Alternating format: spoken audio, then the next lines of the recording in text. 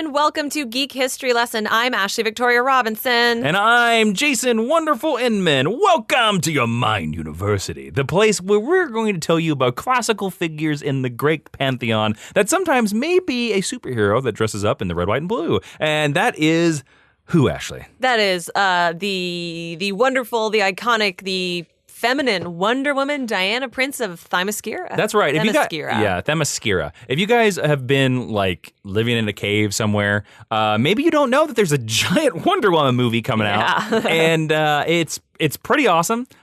We can say at the time of this recording that we have seen it. Yes. But we're not going to talk about the movie in this episode. Why not? Well, because next week we're going to be doing our Wonder Woman movie review after the movie's open so that, you know, some of you can see the movie, some of you can have your thoughts with our thoughts, because it's going to be full spoilers. Oh, yeah. And we like to respect your spoiler experience. Exactly. And just like our past episodes on Superman and Batman, Wonder Woman has such a lengthy and huge history that we have to break her up just like we did Superman and Batman. That's right. This is only Wonder Woman, the Golden Age. Yes, and we will go into the exact timeline that covers in a little bit. Great. We also want to tell you, too, you really want to stick around all the way to the end because we have one of our coolest guests. One of the coolest guests we have ever gotten on this show.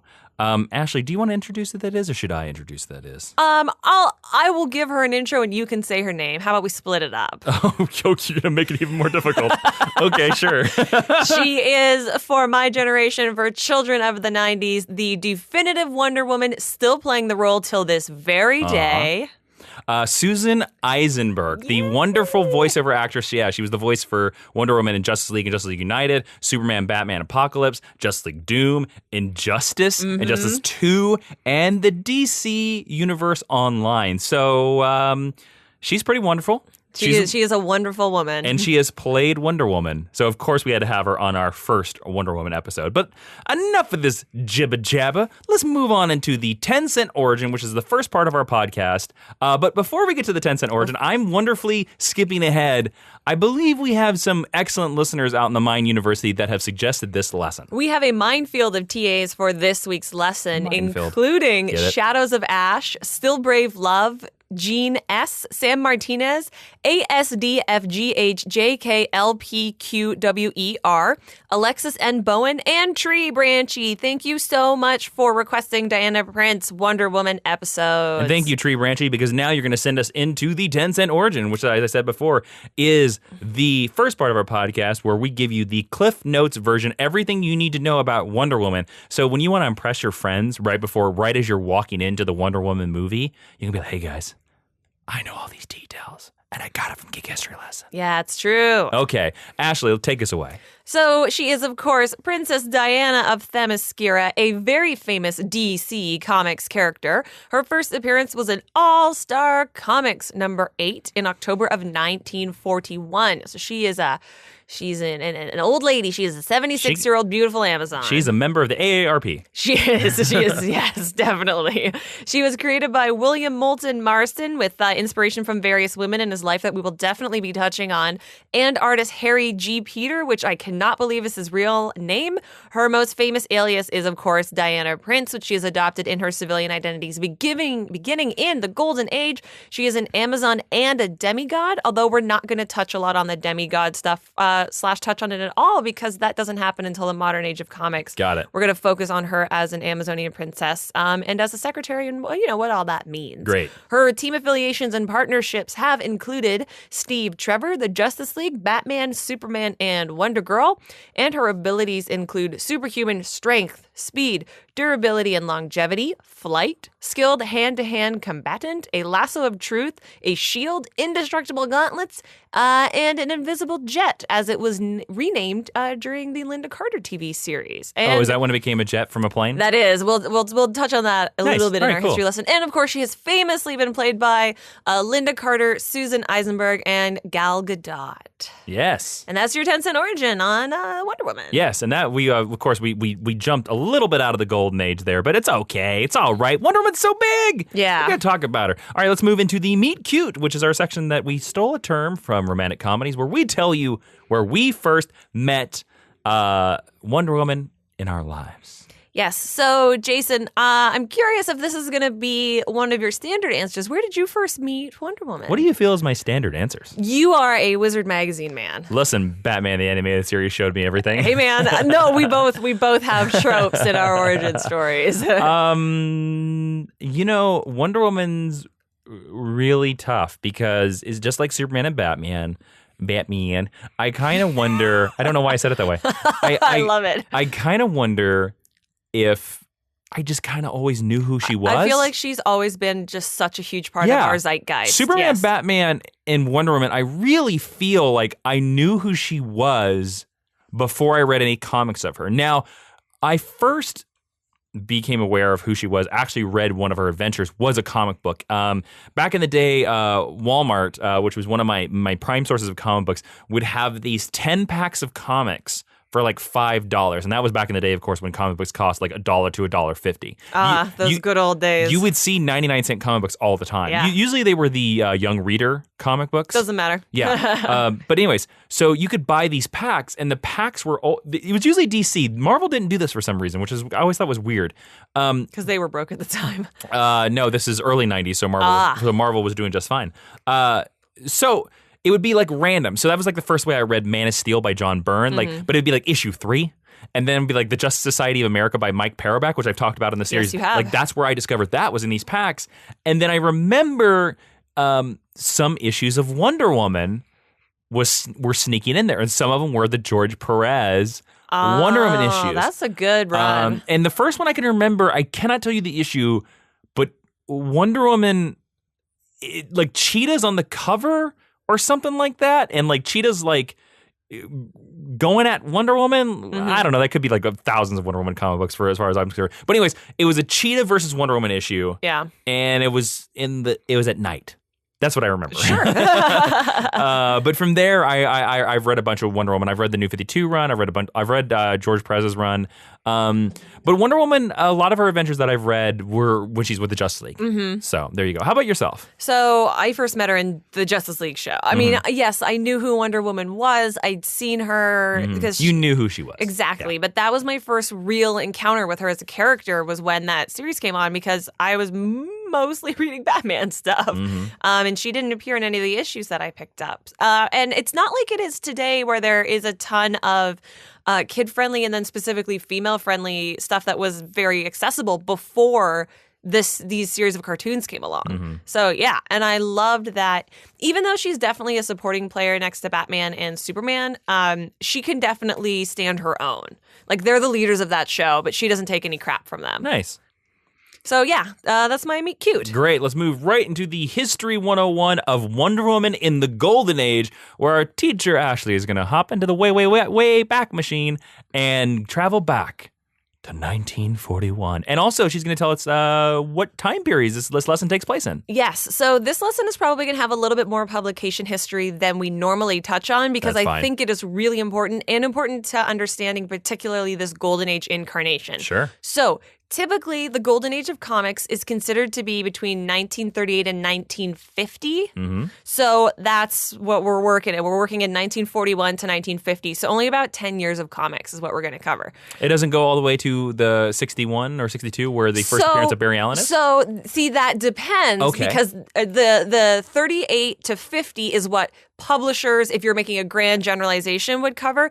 We're actually going to go up until about, we're going to mention an event in 62 because that's sort of the end of this version of Wonder Woman. But most of what we're covering is a lot of standalone adventures. So what I'm going to do is I'm going to give you some publication history. I'm going to recap her first 5 issues and then tell you some weird stuff that happened and the trend of this storytelling because overarching narrative didn't exist at this point. And that's totally fine because I know also in the 50s, superhero comic books kind of went out of fad and they didn't sell very well. They did, and Wonder Woman's series actually got canceled, so she wasn't published through a lot of the late 50s. Oh, Wonder Woman. Don't worry, she came back. Turn a hawk into a dove. Yeah, well, I'll tell you what happens here. I'm gonna skip ahead. I'm excited about this. All right, let's go. Okay, so publication history. William Moulton Marston, great name, yeah, was a famous psychologist at this time already famous, like world famous. Yeah. Like Bill Nye the Science Guy famous, Neil deGrasse Tyson famous. I mean, I put him on a higher level than that, but sure. I'm just trying to think of like who are two scientists,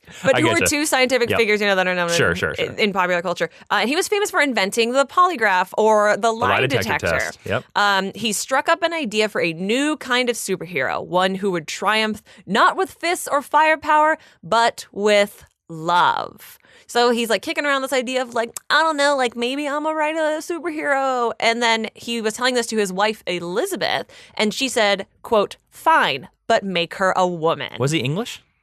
Do we know? No, he's probably American. I think he's American, but I don't know. My dear Elizabeth. William here. Hello, Moulton William. Marston. I have an idea for superhero. Mm-hmm. Maybe this person has long hair, wears the colors of the American flag. I'm missing something here. I'm missing one important element. An hourglass figure, dear. Gadzooks, that's it. My superhero needs hips. So I think that Elizabeth Marston doesn't get enough credit because Wonder Woman being a woman is a pretty important part of her character. It is one of the most important things about her. Probably one of the most defining facts about her. So I really wanted to mention that. Yeah. Fun fact, Steve Trevor, who is, of course, the love interest of Wonder Woman during this time period, he holds a position in American Army intelligence. We'll get into that. And he often used a lie detector while he was interrogating bad guys. This is a smart businessman. Marston be like, gotta sell me some lie detector tests. Yes. He later gave an interview with Family Circle magazine. I have no idea what that is. Stating that there was an untapped potential in the comic book medium, and that was why he felt compelled to create Wonder Woman. So William Moulton Marston originally named her Suprema. Suprema. Suprema, Suprema. Yep. I knew that. But I did not know that before researching this. In the original pitch, so he hands it in to the original editor, and Sheldon Mayer, and she is called Suprema, the Wonder Woman. Yes, and then Sheldon Mayer was like, "That's great. We'll just call her Wonder Woman." Like, look, man. This costs us per letter. Let's cut some of these off. Yeah. Well, and I mean, lettering was a lot more difficult back then. That's probably a legit concern. Also, Suprema's a stupid name. It's okay. I think Wonder Woman is a better name. Wonder Woman's a way better name. Suprema's a very golden age of comics name. Hey, I just want to put a call out there to all the writers. I don't think it's copyrighted, but Suprema would be a great. Unless that's the daughter of Supreme, that Alan Moore hero. But never mind. I don't know. Supreme is a great name. Should be a superhero. Yeah. And if you look at Harry Peters' original sketches, which you can find, they're all over online. You just search Wonder Woman original sketches. Nice. If you look at any of the covers or any of the interior art for these golden age stories, she only wears a skirt when they're really feminizing her. Most of the time, she's wearing shorts in order to keep her modest and covered. And most of the time, and correct me if I'm wrong, because you just read all these issues, doesn't she only wear a skirt on the covers? Yes. She never or on particular splash pages, but it's always shorts. And I'm like, dude, I wish they would make those. I would wear them right now. They're so cute. It's like, do you call them jorts? What do you call them? Or no, boy shorts? they're not made of jeans. They're just shorts. They're Okay, just cool. Flowy, aerating. Yeah. Shorts. Yeah, jorts? I don't know. No, that's jean shorts. Right. So Max Gaines, who was the publisher of national periodicals and All American Publications that would later merge to become DC, Yep. rebranded as DC, hired Marston based on this pitch. And then he was basically given a first appearance right off the bat. And fun fact, while Wonder Woman was highly influenced by Elizabeth, his wife, who we just talked about, she wears these gauntlets that, have become very iconic. And the gauntlets that she wears in the Golden Age are black. And they're more like leather bracelets. And we'll get into what they mean in the continuity. But this was an homage to a woman named Olive Byrne, who was a student of Marston's and in a polyamorous romantic relationship with William Marston and his wife. Yeah, I've heard of some of this.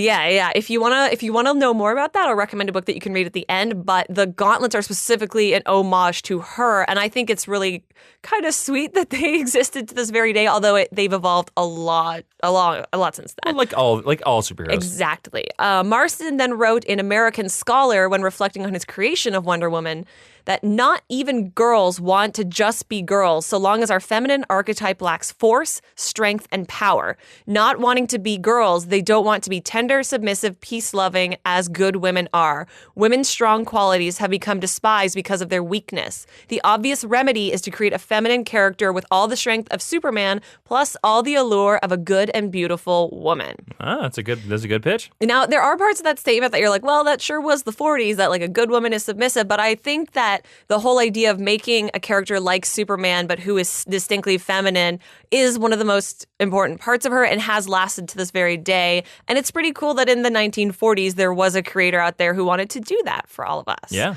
And fun fact, while Marston was originally writing these comics, in order to preserve his professional reputation, he wrote under the pen name of Charles Moulton. Mm-hmm. So if you go and you look at a lot of these Golden Age stuff, even in the Omnibuy that are being republished today, it still says created by Charles Moulton. Harry Peter, the artist, is not credited anywhere except he'll sign the final panel of the issue or the bottom of the cover, and which was a trend during the Golden Age. Which was a trend of the day, especially if you go back in Bob Kane. Mm-hmm. Bill Finger didn't get a lot of credit for a lot of the early Batman stuff, even though Bill Finger is responsible for like creating Robin and Joker. And also Bob Kane would also have artists ghost draw him and still say, because he was hiring them out, yes, he would still just sign it. It was all his. Yeah. And that's just my modern sensibility, but I'm like, I can't believe that there's no little thing that says... But it is a good thing. ...lines by... now, even though... They're not going to change the pages because... No, you don't I understand But like, it's a good thing that like in the Wonder Woman movie, in the credits, it says Wonder Woman created by William Moulton Marston. Yeah, and Harry Peter. Yes, it does. No, it just says Marston. Oh, he gets a special thanks at the end. He gets a special thanks. Sorry. Yeah. Mm-hmm. So Wonder Woman was so popular following her debut. She is the first truly... like pop culture sensation. There have been female heroes that came before her, but she's the one who broke the mold so big that following her debut in All-Star Comics number 8, she was given her own solo series, Sensation Comics, which was first published in 1942, less than a year, about eight to 9 months after her first debut. And she got her own solo series quicker than any other comic book character up to that point in history. Now, since then, there's obviously been characters that have rushed directly to series, but I think that's pretty amazing for a female character. If I remember right, I think it took Superman like 15 to 20 issues before they gave him Superman. Yes, and I know, I think Batman, it was 2 or 3 years. It was 2 or 3 years for Batman as well, before he got Batman. Now, obviously, this is because she came after those two characters, but the response is what drove that happening.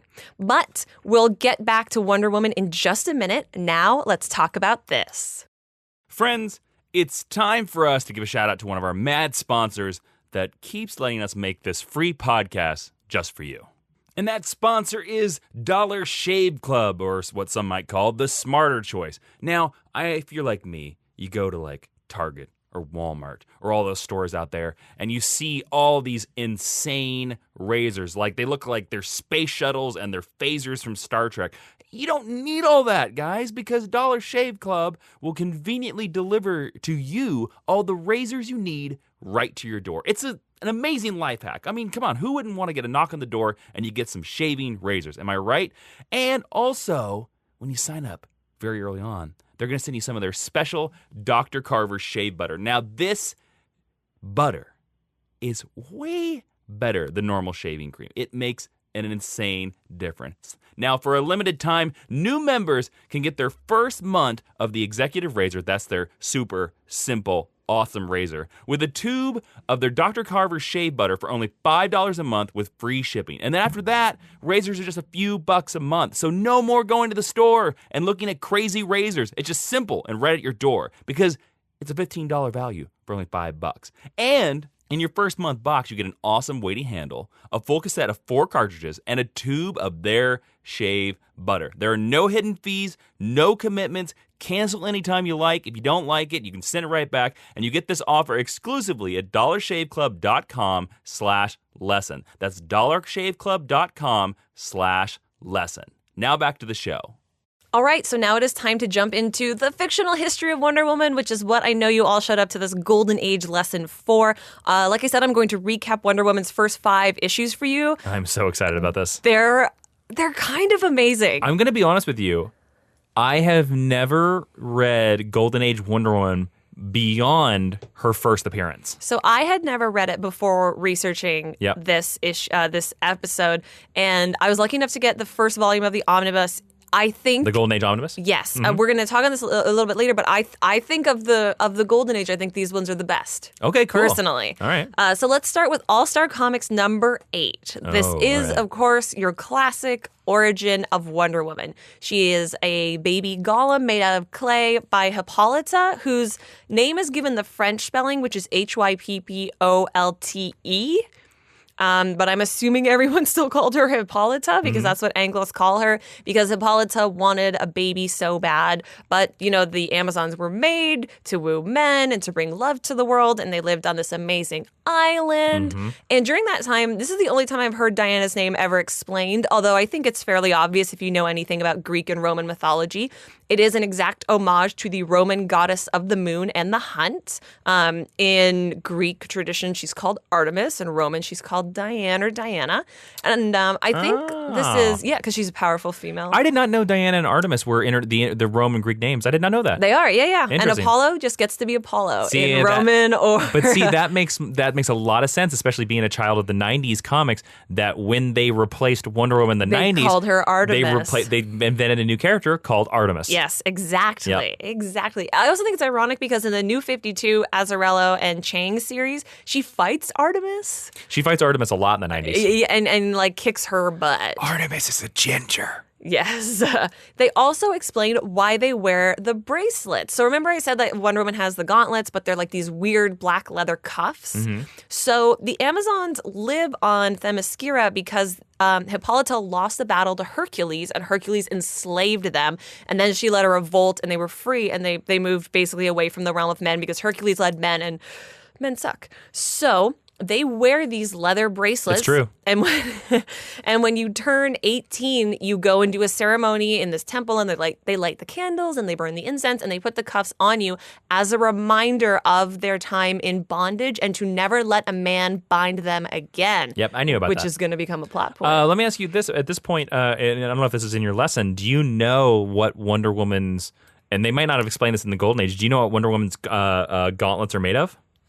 No. The shield of Zeus. Oh, I don't know if they don't say that in the 50 issues that I read. I feel like that's a late, maybe a Silver Age. It might be a George Perez thing too. Yeah. It probably is. But it's like it's a weapon. It's a shield of Zeus that was broken and reforged by Hephaestus. Oh, that's cool. Yeah. I like that. Thank you for telling me that. So Hippolyta's a pretty good mom, as it turns out, and she has a magic sphere. Now, in the modern age, you usually see this as like a window or maybe like a magic mirror. Yeah. And she uses the magic sphere to teach Diana all arts, sciences, and languages of the modern and ancient times. Cool. So Diana knows everything you could want her to know except how the modern world works. Diana is a walking Babel fish. She's amazing. Exactly.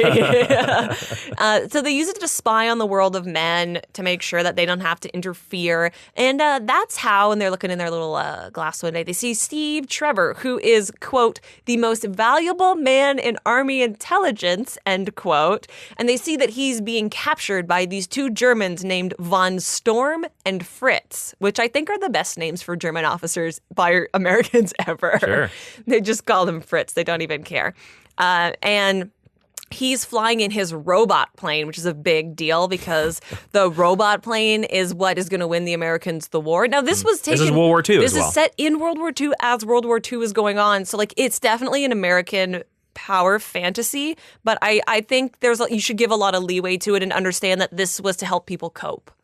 Well, a lot of the comics, especially during the 40s, were almost used as propaganda pieces. Absolutely. And there are ads throughout here that buy war bonds, support your troops. Yep. And so they're all about like the American spirit, and we can win the day and we can do it. Oh, and stuff like that. Just you wait. Okay. So these two Germans, von Storm and Fritz, they steal Steve Trevor's robot plane, and they use the robot plane to dive bomb an American base, and they kill all these Americans, and it's so tragic. And the Amazons are like, well, that sucks. And they're just watching it.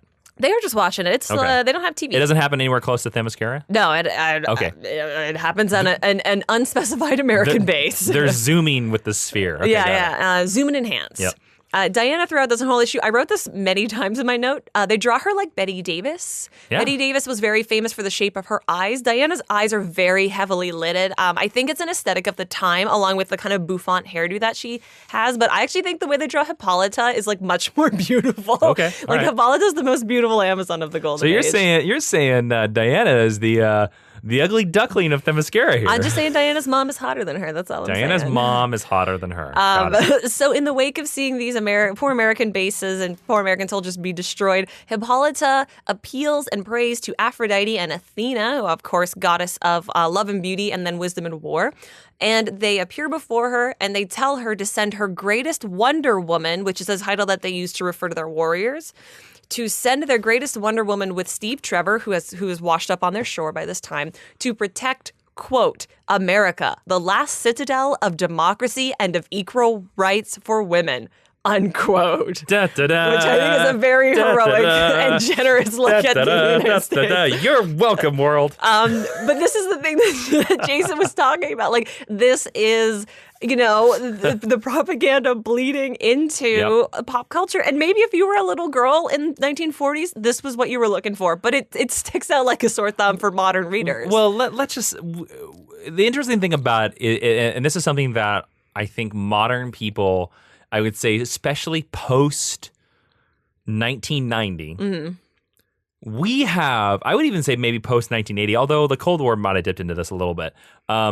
We have a hard time dealing or conceptualizing this world. I think in a post-Cold War world, yes. Where it was like the end of the world was around the corner. Well, and this is only a generation away from the war that was supposed to end In all wars. And so we're getting a repeat war. Yeah. And so this is a comic book coming out knee deep in this war that's like the Nazis are going to come over and invade New York at any moment. Yes. So about 5 panels into meeting Steve Trevor, Diana's in love with him and very sad that he's unconscious. Oh. He has a, quote, brain injury concussion, end quote. So she begs to go with him to the land of men, and Hippolyta's like, nope, you're my daughter. So they have a contest in order to see which Wonder Woman is going to accompany him. She puts on a Zorro-esque domino mask that hides who she is in no way, shape, or form, and she ties with another Amazon with blonde hair named Mala. Mala's kind of important, and she'll pop up again in Sensation Comics, but we'll talk about that when it happens. And they come down to their final contest, which is bullets and bracelets, where they are given a gun, they shoot at each other, and whoever can block the most bullets wins. Diana wins. She reveals herself. Everyone's like, oh my God, Diana, I didn't know it was you. And then Hippolyta was like, look, I made this super cute outfit to celebrate the Americas. So here you go. Put this on instead of your white dress now. So Diana later on will return to Themyscira. She will return to Themyscira and relive these events in, I think it's issue 8, and we basically get a clip show. 8 issues later, we get a clip show? They literally lift. I don't know if it's because Sensation Comics was a new series, but they lift panels from this. Oh, weird. And they reprint it. But it ends with a new fight between her and Mala, and she beats Mala again because, like, why wouldn't she? Oh, She's Wonder Woman. I wonder if somebody was late, like an artist or William Marston got sick. It's possible. And they were like, we just got to fill in. But it is like I said, because I read them all, and like to be like, man, it's only been 8 issues. It's only been 8 issues, guys. We're like at the clip show? Okay. All right. So fun fact, many of the Amazons that we still know by name are mentioned in this issue. Great. Philippus, Antiope, Yay. and they remain a part of the mythology to this very day, although many of them will get new races assigned to them later on and more important, bigger roles in the future. But they're here, and that's cool. And like Jason mentioned, Artemis is not introduced early in Wonder Woman's history because she's basically a replacement. She might. No, here's the thing. She's not in this issue. Okay. I Because I looked for her. I don't exactly remember where Artemis is introduced. I just remember it's the 80s or the 90s. Like, mean, she's a modern construct. It might be George Perez, but again, like I just remember kind of like Azrael, like she kind of just popped up out of nowhere. And again, she might have appeared before that. I don't know. Well, I'm sure we'll cover that when we get to when we get to Wonder Woman the modern age, we'll figure it out. There are also definite hints of homosexuality that a modern age reader can find if you're looking for them in this issue. Although, that's something that remains controversial to this very day. But I appreciate that it was definitely there. Now, Jason, like I said, I read a lot of the Golden Age Batman stories for our episode on that. I haven't read a lot of the Superman stories. Oh, you're missing out. I think the Wonder Woman stuff holds up way better than the Batman stuff. And it has, as we'll get into a little bit, it has more hints of overarching narrative. Yeah. Do you think, in your experience, does Superman hold up in a similar way? Hold up in a similar way. How? What are you asking here? The golden age of Superman, do you think it feels more modern than some other golden age stuff? Because I think Batman stories are very like one-off detective stories. Like, does Superman have an overarching theme? No. Superman's early adventures are all about one thing. They're all about social justice. Every single one of them are about social justice. It's about protecting the poor, protecting the weak from like corporations and businessmen and politicians. It is about, which makes sense, because he's a farmer's son. So of course he would represent like his class. Superman's more about class and class wars, kind of almost. It's more about him being like, hey, just because my people are poor doesn't mean we don't deserve fair and equal rights. So in Wonder Woman, in the narrative of the story, every issue will get a callback to either Themyscira or Amazons. Does Superman refer back to Krypton in every issue? No, not at all. Or does he refer back to his Kansas farm life? Well, interesting, Kansas wasn't introduced into Superman until the 70s. Then you're right, and I knew that. Does it refer back to his parents or his origins? Here and there, okay, but not as much as... See, that's an interesting thing I think about Wonder Woman, is Wonder Woman really... And that this might be cognizant of the one when you think about that characters like Wonder Woman compared to Superman and Batman. There are certain characters you find in comic books that don't have a lot of great runs. And sadly, I think Wonder Woman is one of those characters. I would say she has less than 10 great runs. And the problem I think about Wonder Woman, the biggest problem I think about Wonder Woman is that a lot of writers, I think, get stymied by her origin and can't ever move past it. Well, because she hasn't. She is still an Amazon. Yes. Whereas, she's not a survivor the way that Superman is a survivor. Or Batman, even. Exactly, yeah. A survivor of tragedy. She's just a girl that was like, I'm going to go do this thing for a while, and sometimes I'll come home, Mom. She brave, yeah. Yeah.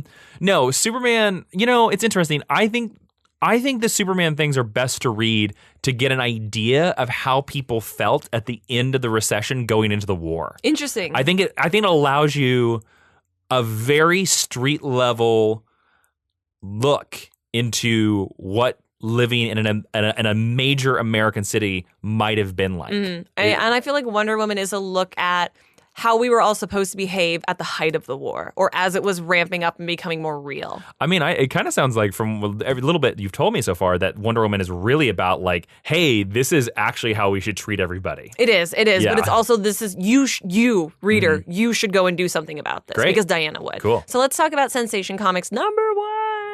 If you have a copy of it, you should send it to me.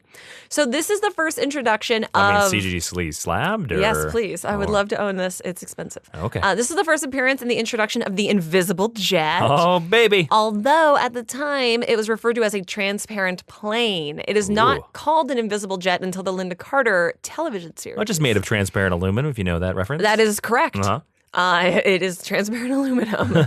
So there you go. So she takes the transparent jet and she takes Steve Trevor, who's still unconscious, and she flies him all the way from wherever it is that Themyscira is, because they never really tell Mediterranean. you. Yeah, the Mediterranean Sea somewhere. She flies him to Walter Reed Hospital. Wow. Front row service. Yeah, Look at you, Diana. All right. Which is interesting because I didn't really know what Walter... I mean, I knew it was a hospital, but I didn't really know the main veterans until hospital. like a couple weeks before, because Jason and I were talking about it. So she drops him off there and then she goes shopping because she doesn't look right.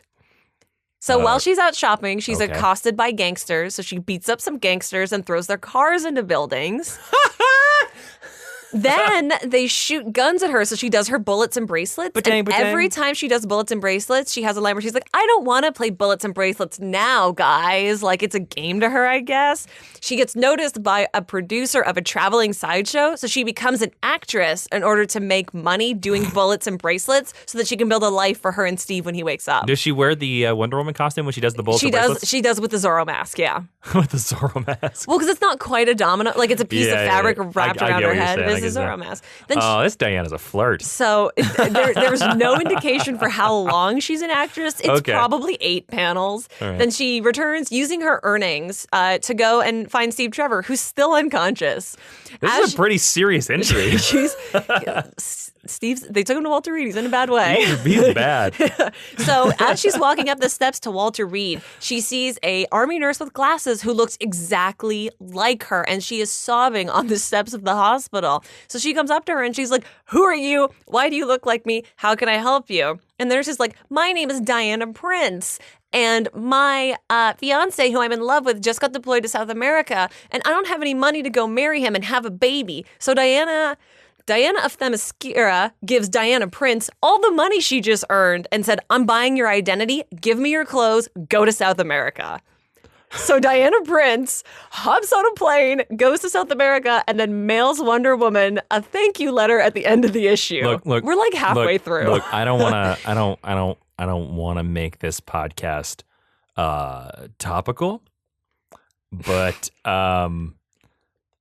Wonder Woman is an illegal alien. Yes, she is. She completely is. And she's living under a false identity. She's a fraud. And this is not even the end of the two Dianas. I think it's issue 10 or 12. Oh, good Lord. Diana Prince comes back with her husband from South America, who sees Diana of Themyscira in the nurse outfit on a date with Steve Trevor, gets into a fist fight with Steve Trevor, and then Diana Prince comes to Diana of Themyscira and demands her identity and her old job back. Listen, lady, you gave it up. Sorry. For money. You gave it up. It's crazy. You don't get your name. So, names are important. Steve wakes up. Okay. And breaks out of Walter Reed Hospital, even though they tell him not to go fight Nazis. And then Diana Prince, the nurse, is blamed for not watching Steve more closely, even though she wasn't there.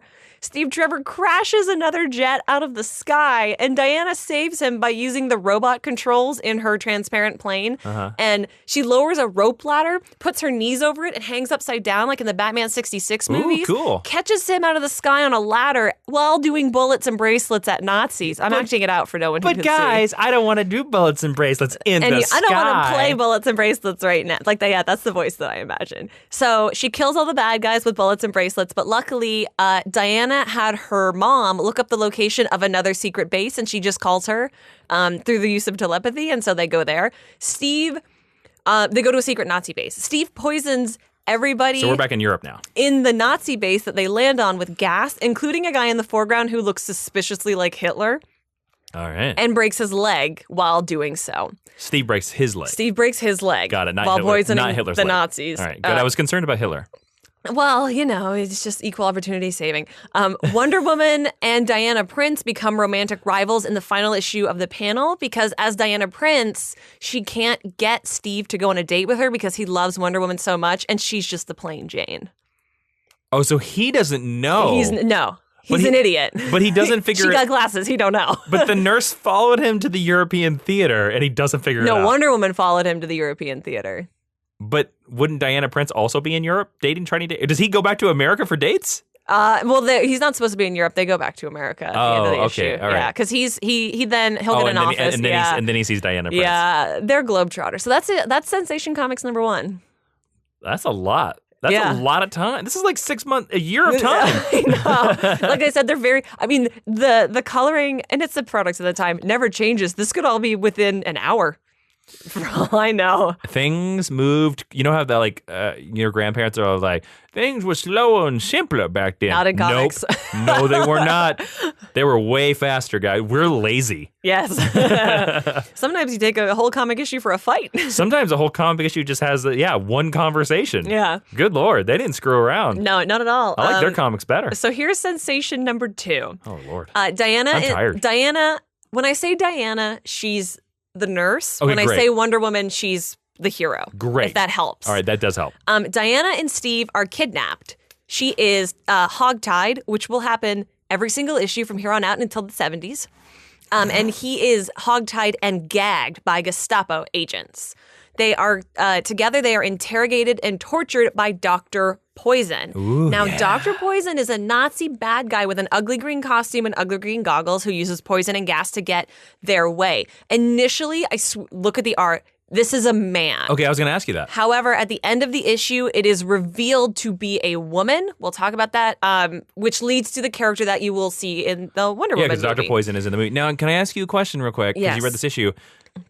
Do they ever explain, or is there an idea that like the Dr. Maru or Dr. Poison, the woman, was wearing a disguise to make it appear like she's a man? Yes, yeah. Is that what happened? I'll tell you at the end of this Oh, issue. did I spoil it? I'm sorry. That's okay. So she interrogates them. Neither of them gives up anything because they have really strong will. So they take Diana, she's all hogtied, and they throw her into a room away from Steve Trevor because who knows?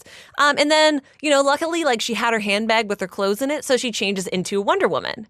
Now, Diana Prince always has to carry her costume with her in case she has to charge into battle and become a Wonder Woman, but she often has a hard time locating a place to change and has to like run off and find a room somewhere. Why doesn't she just spin? Because it's not the 70s. Oh, that's it's right. the 40s. Sorry. She's not as smart as Clark Kent, who can always seem to find him a phone booth when he needs it. It's a superpower of his. I guess. He can see radio waves. Fun fact, she once gets naked and changes into her Wonder Woman outfit inside a milk tank that's attached to the back of a truck while it is careening out of control downhill.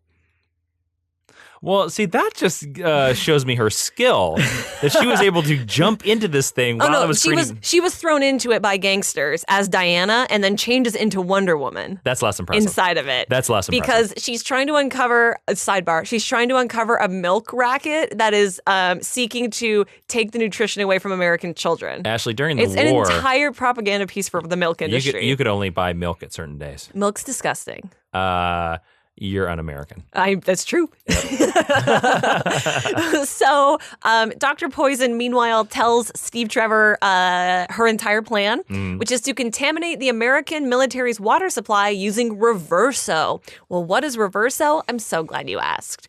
Reverso is a drug that will cause all who ingest it to do the opposite of what they are ordered to do and was specifically developed to undermine the efforts of American soldiers and their allies. Sounds amazing, right? Yep. The greatest thing about Sensation number 2 is it introduces Etta Candy. Yeah. And so Etta basically gets made fun of for being a fat girl by everyone, but she is the leader of all the girls at Holiday College. So Diana meets her and she's like, bring 100 Holiday College girls to help me. And they get in their jalopies and they drive back to find Steve, Etta, and all these like beautiful girls. Because Etta And we're in America. We're in America. Okay, good. Because Etta was originally a patient of Diana the nurse, and she was really skinny. And after she got out, she ate all this chocolate, and now she's like voluptuous. Etta. And she got more self-confidence, ironically. You know what would have stopped her from eating all that chocolate? Reverso? No, milk. There is milk in chocolate. Apparently there's no milk in around. America. Not in this issue. That's down the line. In the Wonder Woman comic universe. So Etta and the 100 Holiday College girls beat the living snot out of every Nazi. This is going to happen in almost every issue from here on out, too. All these college girls just beating up these army guys. Cool. And Wonder Woman breaks into Steve Trevor's cell. She frees him. The Holiday girls handcuff all the Nazis. And Wonder Woman reveals that Dr. Poison is none other than Princess Maru, Dun, dun, dun. an evil analog of Princess Diana in every way, who hates the Americans. I actually think it's cool that like one of her chief bad guys of the Golden Age is another princess. Yeah, it's kind of interesting because Dr. Poison has kind of been forgotten. Yes. So I was going to ask you about that, Jason. Dr. Poison is one of Wonder Woman's earliest rivals, and she's pretty important at this time. But when you think of the pantheon of Wonder Woman villain, does she come to mind for you? No. Not really. But I know that there have been some attempts to retcon her and reboot her. Yes. I know, and I don't know if any of them have been really successful. But no, when I think of Wonder Woman, I do not think of Dr. Poison. Well, then who do you think off the top of your head, who's the Joker to Wonder Woman's Batman? Ares. Ares? More than Cheetah? Yes. I don't like Cheetah at all, to be honest with you. I am not. I think a lot of people want to bring her up, though, because she is a female foe. Yeah. Now, like, they did a thing where the granddaughter of Dr. Poison has shown up. Yeah, I think that's a cool idea. Like, if you had a Dr. Poison for every generation, I could get behind that as an idea. And then they also did a thing in the New 52 where Dr. Poison was, like, the daughter of a Russian scientist. Yes, I believe so. Or whatever. But then also in Rebirth they did a thing where Dr. Poison is like a Japanese soldier spy kind of girl. So I don't know. And I'm kind of one of the things I'm kind of glad about the movie is that it seems like we're taking a lot of Golden Age reference, and I like that. I think that, too, has the potential to not interfere with anything they're going to try to maybe do in the Justice League movies or in the modern age. Dr. Poison should be Diana's Joker. I think so. Yeah. I think there's a lot of potential in just the idea of that character. All right, so Sensation Comics number 3. Oh, Lord. So Diana learns that Steve is finally being formally discharged instead of just running away from the hospital. And she breaks down in tears because she's so sad that he's going to be leaving her and she's not going to be able to like nurse him every day. To make her stop crying because Steve is a man and can't handle feelings, he has his friend who is a colonel hire her as his secretary. But Diana is so beautiful that Steve's secretary, Lila, is jealous. But somebody during this time is leaking secret information out of Steve's office. Now, Loose lips sink ships. and there's a bunch of people other than Steve who work in this office Okay, building got it. as Yeah, well. sure, sure. And all the girls, all the secretaries are suspected because a man can't betray the army. And Diana is ordered because she's so good at her job that she's had for 6 hours to give all the girls health examinations because that's how you're going to find a spy. And it gets like weirdly sexy. Like she's in her nurse outfit. They hire her because she's a nurse, so she'll be able to tell if someone is lying to her, not because she has a lasso of truth. And she's like, she's not feeling up, but she's like touching all these women who are kind of in their underwear. Just getting you a soundtrack for that. I get it. Lila, who is Steve's secretary, refuses to undergo her examination. No, of course so she does. she attacks Diana with a bottle, Oh, and Diana punches her unconscious. and does nobody react to like this nurse? There's no one else in the room at this Oh, time. good, It's good, just good. it's just she brings one girl in at a time and has her way with them, I guess. Oh, hello. So while Lila's sleeping on the floor, Diana goes through her clothes and discovers that she's the spy. She finds this note with all Because this she has her information on spy it. ID card, of course. She has a note on it Yep. on her. She reports this to her superiors, and she is arrested instead of Lila being arrested. So she's hogtied, thrown into a room, changes into Wonder Woman, and breaks out. She kidnaps Lila, who's woken up by this time, and jumps out a window. And Lila is so scared that she confesses. Now, Wonder Woman has a habit of jumping out windows a lot in the beginning, usually with someone else in her arms. And she seems to be a lot like Superman in that she can only take these huge bounding leaps. She can't fly the way she is in contemporary continuity. Do you want me to confirm that for you? Sure. I know exactly. She cannot fly in the Golden Age. Yeah, that's what I mean. Yeah. Wonder Woman does not gain the ability to fly until 1985. Yes. Yeah. I didn't know it was that late, but I knew It's it was post-crisis. later. Before that, she can only like leap like great She can distances. jump real She can far. jump real far, and it's the invisible jet. Yes, the transparent plane, I think you mean. Yes. Because if she could fly, she wouldn't have it. Exactly. It would be silly. Yeah. So it turns out that Lila's not the spy.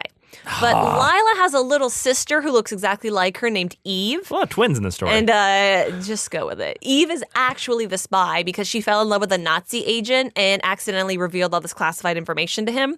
So Lila and Wonder Woman swim after Nazis who are trying to escape in a motorboat. And they find this Nazi who seduced Lila's sister Eve, and they waterboard him until he reveals his plan to her to take over America. Wonder Woman then sends a mental radio call to Etta to intercept Steve so he can't be killed by Nazis. A mental radio call is basically Wonder Woman built a cylinder that has a TV screen on it and a phone coil that connects to a headband that projects her image if Etta puts it on her head and she can receive the telepathic message. Okay. How does Etta know to put it on?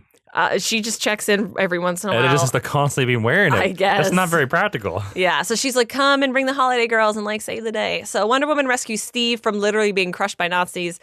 Eve is accepted into Beta Lambda. Beta Lambda is the sorority at Holiday College that Etta's in charge of, and she's hazed by her sisters in a hilarious final panel that involves her being tied up and spanked by girls in masks. Okay. Which is going to show up a lot in All right. the next few comics. There's some common themes here. Hog tying. All right, hog tying, yes. A lot of sensual situations.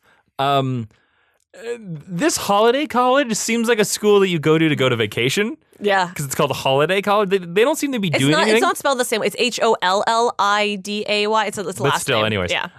And Steve Trevor seems like a complete idiot. Steve Trevor is an idiot, but Yeah. he's the most valuable man in Army. He's not an idiot. He's just not as heroic as Wonder Woman. Got it. That's Got all it. it is. Because he's not a Yeah, because fool. Wonder Woman's who's saving the day every single Okay, time. that's funny. Put a pin in that. Okay. So here's the last one I'm going to recap for you because this has been a long journey so far. No, that's right. Yeah. This is Sensation Comics number 4. This These is are good, her though. fifth I like 'em. appearance.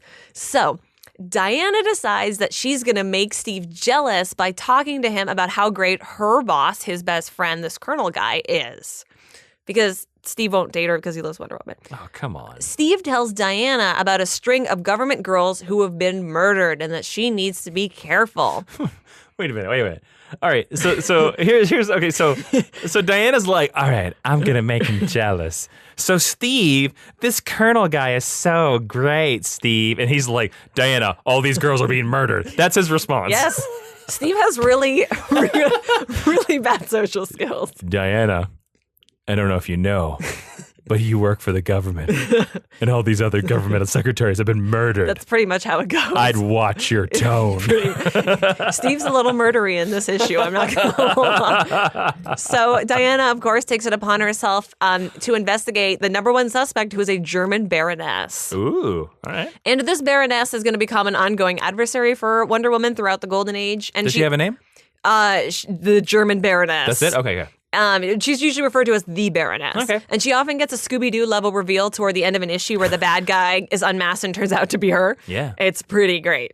So the Nazis want Eve, remember the little sister from last issue? Oh, yeah. To come back to their side and attend their school. But while they're trying to recruit her, she's held up from a meeting that she's supposed to go to at Beta Lambda for more hazing. So she shows up late, and the Beta Lambda girls punish her by forcing her to wear a collar and ordering her repeatedly to, quote, submit to us. Oh, interesting. So she takes a nail file and files her way out of this metal collar that they've tied her up with like a prisoner, and she runs off to go to Nazi spy school. Meanwhile, Steve Trevor's also been looking for these missing girls, and he beats up some Nazis in the woods. Yeah. And then it is revealed that the Baroness did kidnap these government girls to go to her secret spy school, and she kills them when they betray her. So Wonder Woman goes after her when the Baroness throws a costume ball, and Diana goes dressed as Wonder Woman because duh, and Steve thinks she's so beautiful as Wonder Woman. But Steve, like... has no idea. Steve's like, you're the secretary. No, he's like, you're Wonder Woman. She shows up as Wonder Woman. She thinks she's going to pretend to be Diana, and Steve's like, oh, hey, Wonder Woman, you look so great. Okay. Steve's an idiot. Steve's a boob. Wonder Woman allows herself to be captured, hogtied, Oh, my God. and agrees to go undercover and be the Baroness's slave because the Baroness doesn't want her to go to spy school. She wants her to be her personal slave. This establishes the Golden Age tradition of Wonder Woman that if her bracelets are bound by man, she loses all of her Amazonian power. So they take chains and they bind her two bracelets together. And this happens pretty frequently until the 70s. It's like her kryptonite. It is. Yep. It is very much that. So using Amazonian psychology, she is able to free many of the, don't ask me what that is, many of the women who were also captured, but her strength is gone and she cannot break out. So Steve, of course, is also captured by the Baroness, and he's like walking around and he discovers Wonder Woman alone in a room. Oh, hey, Wonder Woman. And hey, Steve. And then they are simultaneously discovered by Nazis Ah. who then take them out onto the roof before a firing squad. But luckily, Etta and the Holiday Girls break into the facility and they beat the snot out of all the guards. Wonder Woman does bullets and bracelets again. How'd they get to Europe? Don't worry about it. Okay. And she and Steve defeat the Nazis, and then all of the Holiday Girls line up to kiss Steve. Sounds like a great night for Steve. Yeah. So not long after this is the issue I talked about where Diana returns to Themyscira at the time. Themyscira, sorry. And this, the cool thing about that issue, like besides the fact that it's a weird clip show, is that this introduces Kangas for the first time. So Kangas are the giant kangaroos that Amazons in the Golden Age would ride around and they would fight each other on it. It was like jousting, but more crazy. Yep. And we do meet Jumpa. Jumpa is specifically Wonder Woman's Kanga. Jumpa still exists, usually in some of the more like YA friendly adaptations. Well, DC Collectibles just recently made a stuffed Kanga. Jumpa. It's so they're Kangas, but this one is Jumpa. Yeah. Because it's the Golden Age, I guess. I want it. It's cute. It is. So from here on out, I'm going to kind of summarize some important appearances and some trends that we see. Guys, this is the Golden Age. This is going to be a longer than normal episode, and we still have a season. But you know what? I'll tell you what.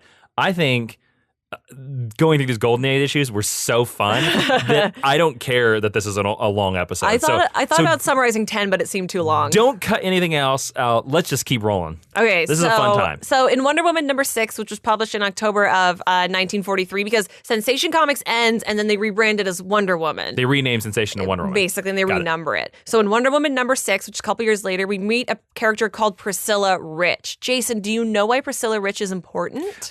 She would later go on to marry Elvis Presley. I wish. That would have been so cool, though. She's actually the original Cheetah. Oh, I did not know. So the Cheetah first appeared in 1943. I know you don't, but she's an important Wonder Woman character. Sure. Yep. Very early in Wonder Woman's history. Now, most people, when you think of Cheetah, I know you're sitting there thinking that it's Dr. Barbara Ann Minerva, because that's the one that is currently in continuity. She's probably the best of the Cheetahs. I'm not going to lie. The original Cheetah is a lady in a costume. Sure.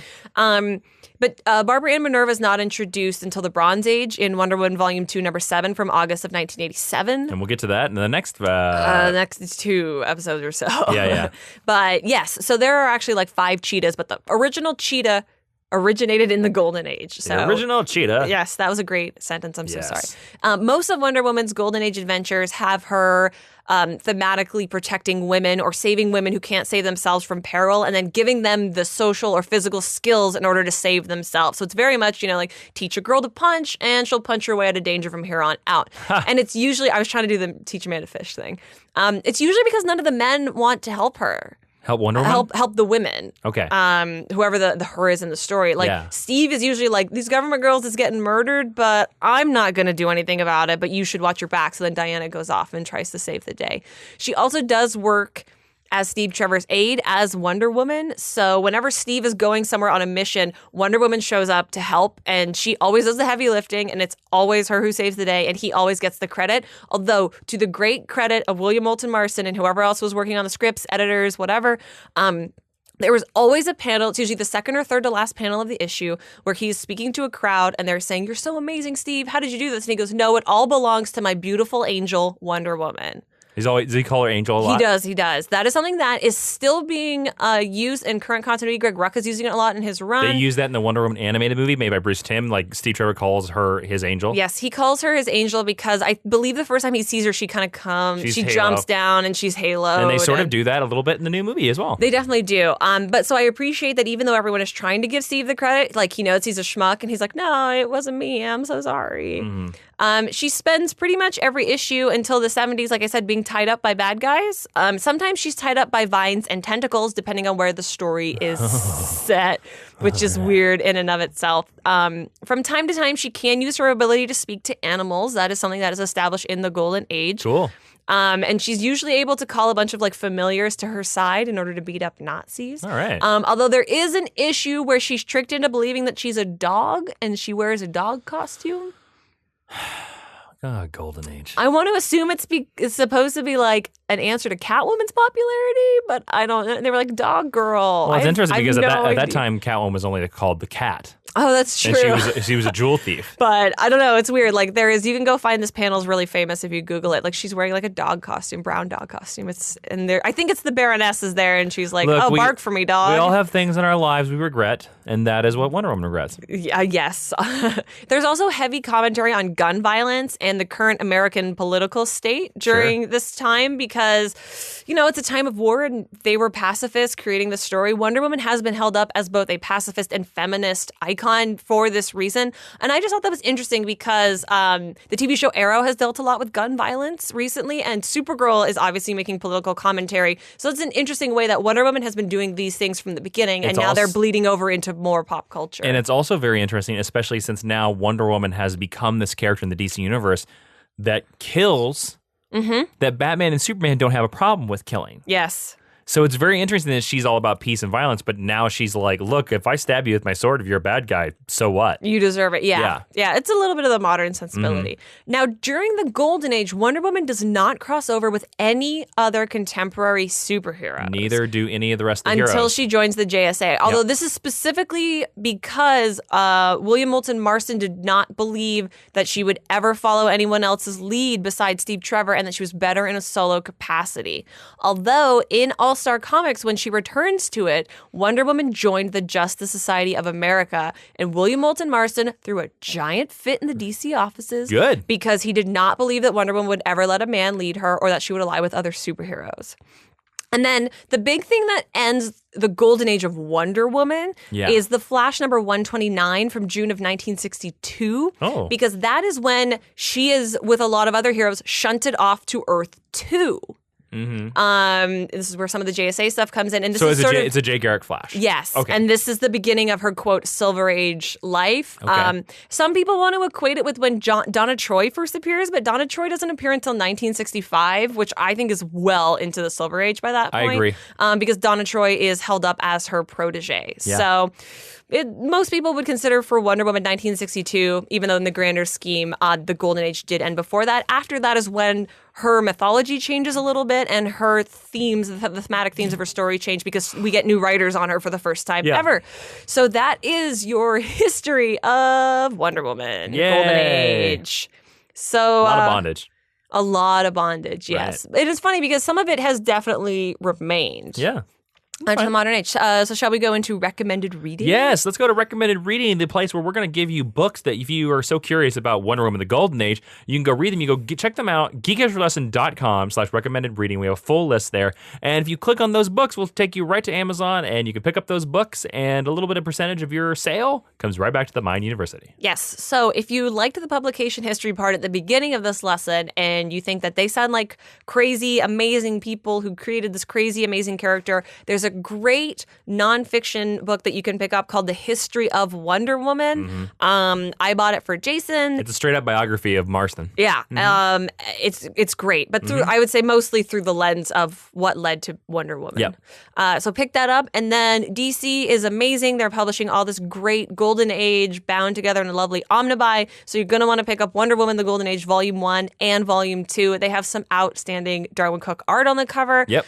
They're beautifully restored. And like I said, I think they read really well. So you want to go pick up all that stuff. Great.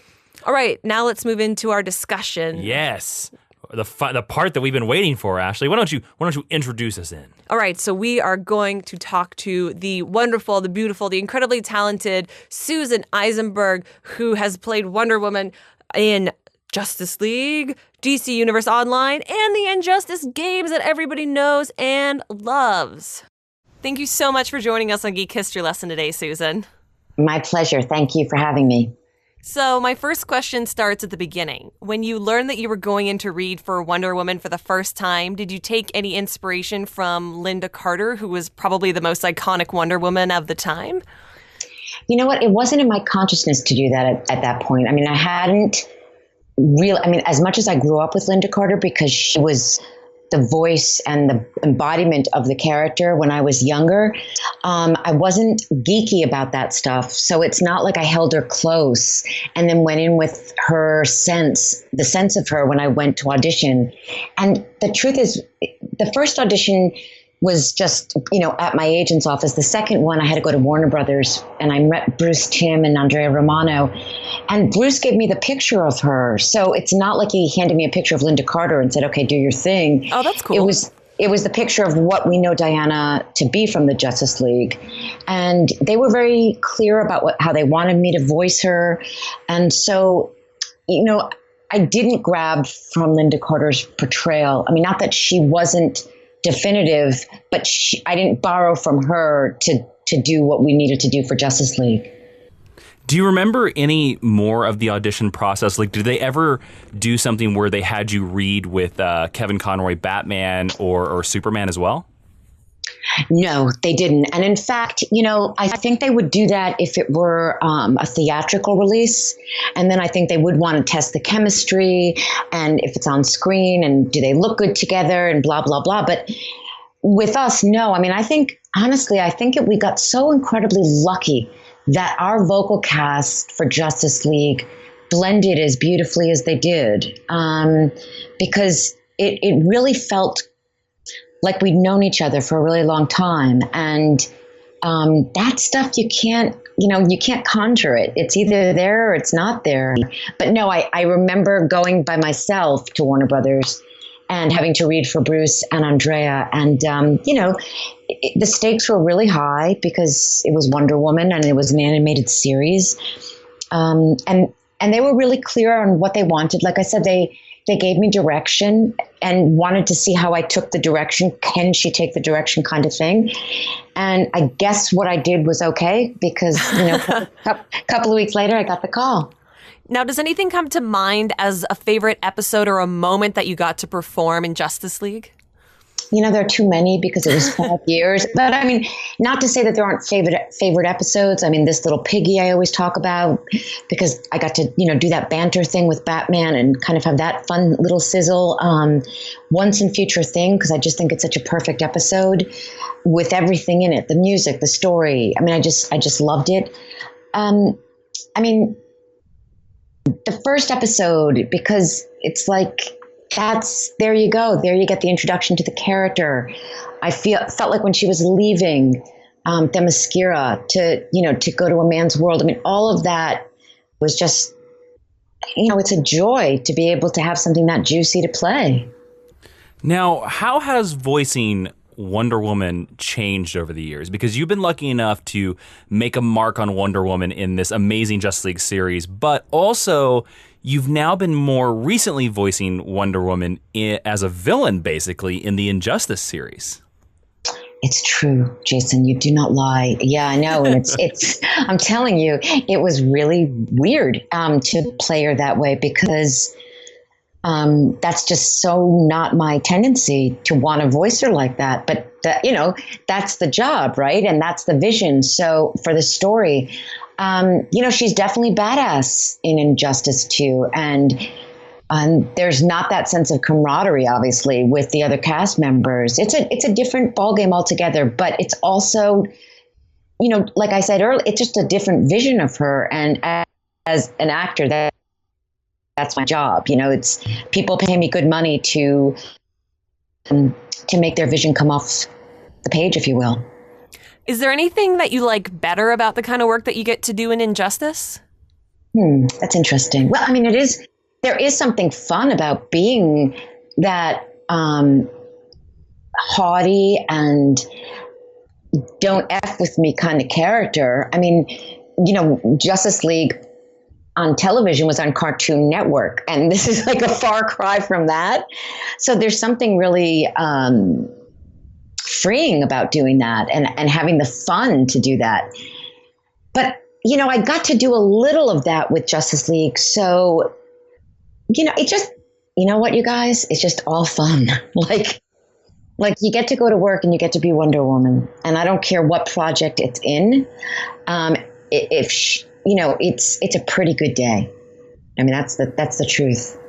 All right, now we have some questions that are going to make you think a little bit about the character, a little bit more about the character of Wonder Woman. And Michelle, one of our lovely patrons over at patreon.com/Jawin asks, what do you think it would take to make Wonder Woman turn dark? Like Superman losing Lois, of course, in the Injustice series turned him from the side of light. What event do you think, or what type of event do you think could do the same for Wonder Woman? I think her essence isn't dark, so it would have to take, something that was done to her unwillingly, or if there was something done to humanity at large, if she were to see something like a nuclear holocaust, or experience something so dreadful that she no longer believed that right could win. I think that could turn her dark. I don't think she has, I do think she has so much faith, so I don't think that's likely, but I think if that were to happen, I think that could be something that could turn her dark. John DeVenny, another one of our patrons, wanted to ask you, what themes in Wonder Woman's stories or the cartoons, movies, past or present, do you think still relate to today's society? What I get told all the time that she is a beacon for people, and that she has such the character has such compassion. And what I really loved about playing the character initially was that she was an outsider, and she had to go to this group and make a life for herself, and it wasn't easy. And I think that for so many people out there, life is not easy.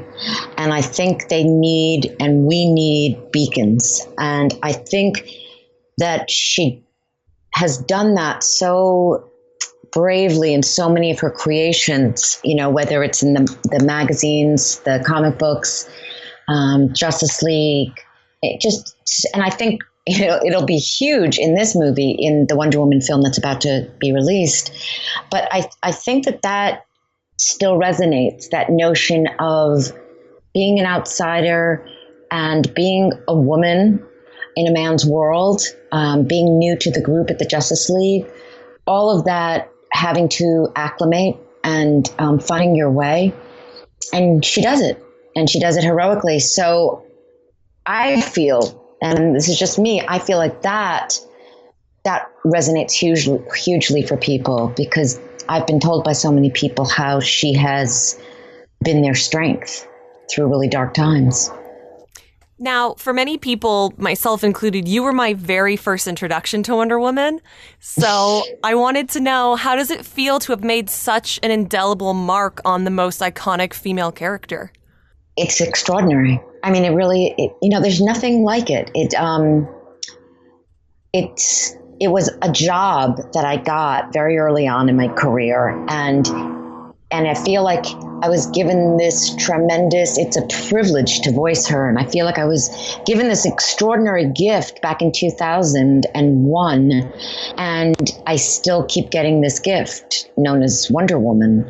You know, I think that I got lucky in a huge way. And I never lose sight of that. I never don't have gratitude for her and for the job. Because to know that you can have an impact, or you have had an impact on people, that you've been a part of somebody's childhood, that they associate with you, associate you with this icon, this beautiful, beautiful character, it's like it's an extraordinary stewardship that I've been entrusted with. And, it's a great, great honor. It really is. And I get told, when you're recording the show, we were recording in a vacuum, basically. I mean, you're at the studio, and it really hasn't been until the Comic-Cons and social media that I think I really understood the power of the Justice League and how much it impacted people. That has been a huge eye-opener, because if you asked me 10 years ago, did I know that? The answer would have been absolutely not. Now, I have a question I'm very curious about. Since you have returned and left the role of Wonder Woman a couple of times, what do you use as an actor to drop yourself back into the mindset of Wonder Woman? How do you get back into her head?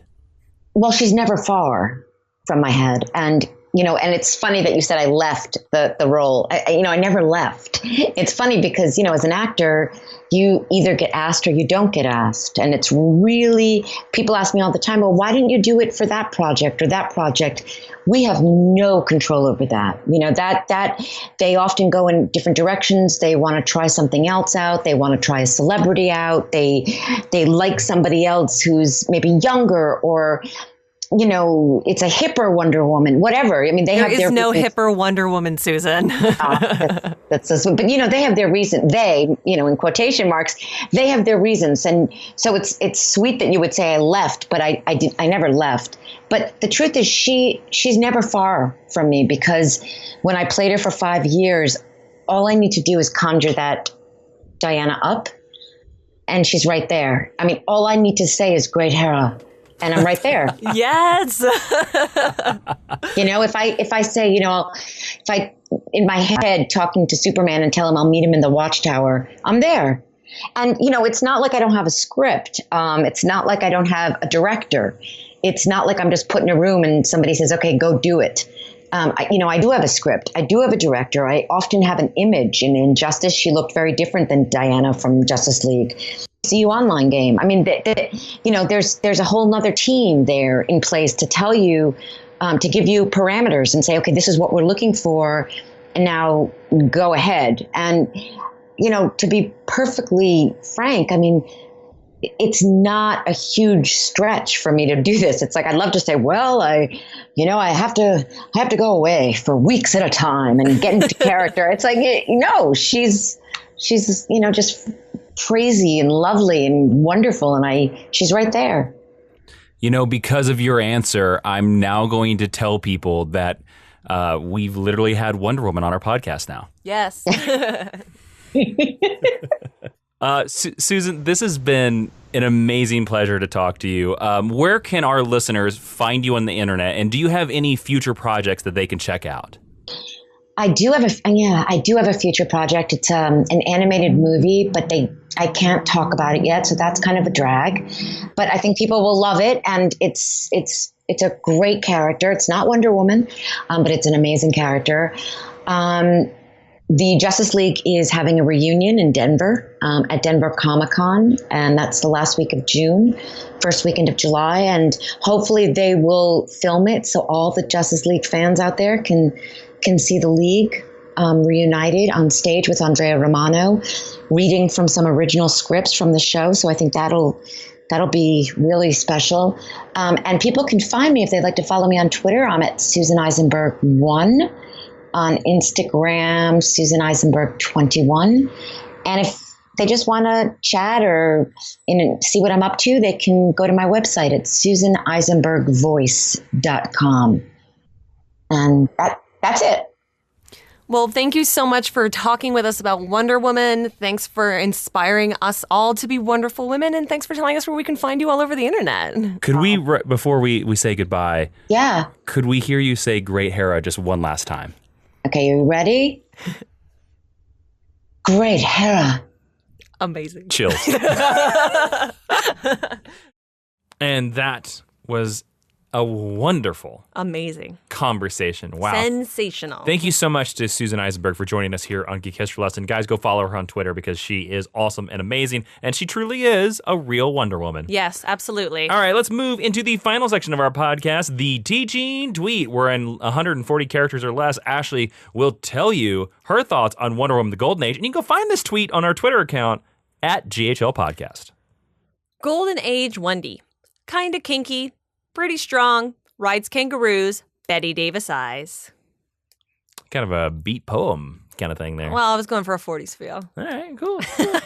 All right, guys, that is it for our history of Wonder Woman in the Golden Age. You know there's a big old Wonder Woman movie coming out in theaters. Go see it. Next week on Geek History Lesson, Ashley and I will have a full review of the Wonder Woman movie, full spoilers, and we're also going to talk about like some of the sources where we think they pulled stuff from, like some of the little things that they took stuff from the comics, and compare it to certain origins, stuff like that. So it's going to be a pretty interesting discussion, I think. It's going to be a lot of fun. Don't forget to subscribe and download this podcast on iTunes, Audio Boom, and Stitcher. And if you're over on iTunes, guys, please, we make this podcast for free out there, right? And one of the best things you can do to help ensure that this show happens is help more listeners come to the show. So if you haven't already, I'm going to put out a call right now to be wonderful yourself. Go over to iTunes, leave us a 5-star review. If you like the episodes, leave us a 4-star review. I don't care. But type us a little review. Tell us what you think. Tell us how we're doing over on iTunes. It really, really helps the show. Now, Ashley, if they want to suggest future lessons, a Geek History lesson, like maybe our sequels to Superman, Batman, Wonder Woman, The Silver Age, where can they do that? You can do that on Facebook.com/Geek History Lesson and on Twitter at GHL Podcast. There's a bunch of ways to contact us in both of those places. That's right. And you can follow me on Twitter at Jawin, Jawiin. Follow Ashley on Twitter at Ashley V. Robinson. And then once you're done over there, you can head on over to patreon.com/Jawin, where you can listen to Geek History Lesson Extra, the Geek History Lesson exclusive podcast over there, where this week we're going to be talking about what, Ashley? Our preferred Wonder Woman origin. Our preferred Wonder Woman origin. You can only hear that episode if you head on over to Patreon. Lots of cool stuff over there. A lot of neat little things, and maybe other podcasts as well that aren't Geek History Lesson related. All right. I am Jason Jumpa Inman. I am Ashley Victoria Robinson. And Ashley, Wonder Woman yourself, professor of this great mind university, would you please wonderfully close out the wonderful podcast? Class is dismissed before we're all tied up and thrown in a room.